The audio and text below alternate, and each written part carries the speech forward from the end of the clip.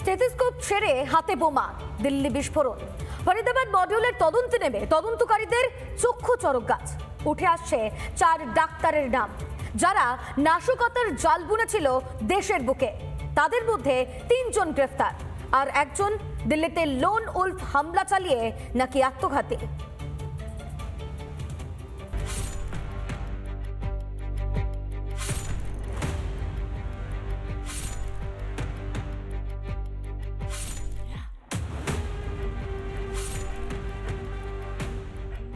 ছবিগুলো দেখলেন তো? এরা সকলেই পেশায় ডাক্তার, মানুষকে বাঁচা মরা যাঁদের হাতে। সেই ডাক্তাররাই এখন মানুষ মারার শিল্পী।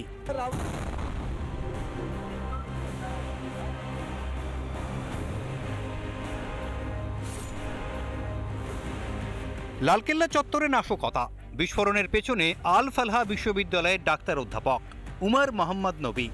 তার সঙ্গী সাথীদের চেনেন? উমর মোহাম্মদ নবী পুলওয়ামার বাসিন্দা, আল ফালাহ মেডিকেল কলেজের অধ্যাপক। বিস্ফোরণে সম্ভবত মৃত। ভূমিকা দিল্লি বিস্ফোরণের মূল চক্রী। আদিল আহমেদ অনন্তনাগে সরকারি হাসপাতালের ডাক্তার, পরে সাহারানপুরের বেসরকারি হাসপাতালের ডাক্তার। 6ই নভেম্বর গ্রেফতার হন তিনি। জৈশের প্রচার ও বিস্ফোরক মজুতে এর গুরুত্বপূর্ণ ভূমিকা। মুজাম্মিল শাকিল আল ফালাহ মেডিকেল কলেজের ডাক্তার।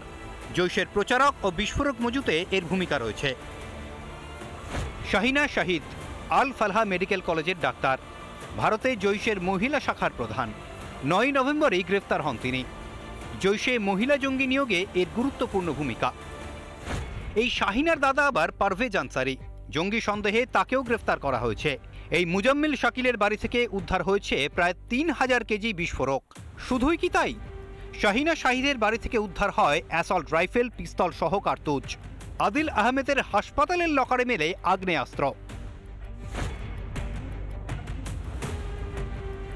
যারা ভারতবর্ষের নাগরিক, এই 0.5 ফ্রন্ট, যারা ভারতবর্ষের মধ্যে থেকে ভারতবর্ষকে ভাঙতে চায়, যারা ভারতবর্ষকে অশান্ত করতে চায়, ভারতবর্ষকে শেষ করতে চায়, এবং সামনে একটা ডাক্তার লাগিয়ে রাখার জন্যে অনেকে হয়তো সাদা চোখে এদের মানব সেবার, মানব ধর্মের প্রতীক মনে করে।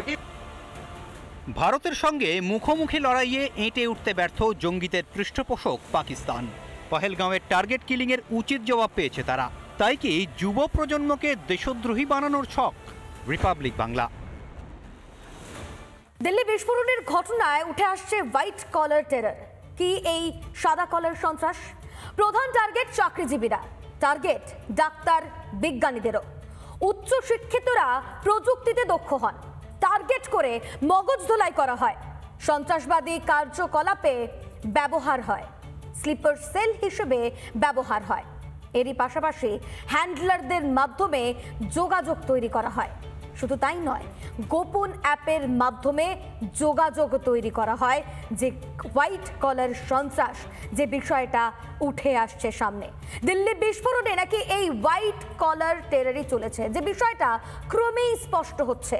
তার কারণ এই যে এই ঘটনা, তাতে কিন্তু একের পর এক চিকিৎসকের নাম উঠে আসছে। এরই পাশাপাশি আরো গুরুত্বপূর্ণ খবরের দিকে নজর রাখতে হবে। নানা ধরনের কন্টেন্ট দেখার জন্য লাইক করুন, শেয়ার করুন আমাদের ফেসবুক পেজ, সাবস্ক্রাইব করুন আমাদের ইউটিউব চ্যানেল। পাশাপাশি অন্যান্য ব্রেকিং নিউজের জন্য অবশ্যই চোখ রাখুন রিপাবলিক বাংলায়।